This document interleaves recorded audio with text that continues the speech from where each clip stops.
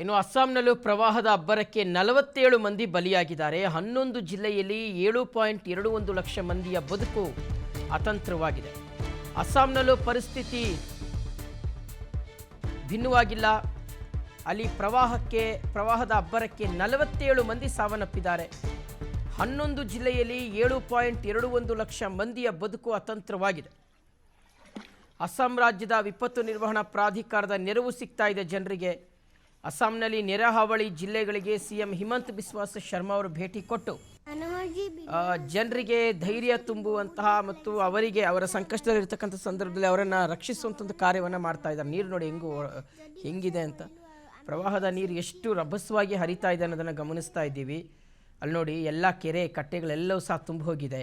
ಸೇತುವೆಗಳು, ಜನರನ್ನು ಸಂಪರ್ಕ ಮಾಡುವಂತಹ ಸೇತುವೆಗಳು ಎಲ್ಲವೂ ಕೂಡ ಕೊಚ್ಕೊಂಡು ಹೋಗ್ತಾ ಇರ್ತಕ್ಕಂಥದ್ದನ್ನು ನಾವು ನೋಡ್ತಾ ಇರ್ತಕ್ಕಂಥದ್ದು.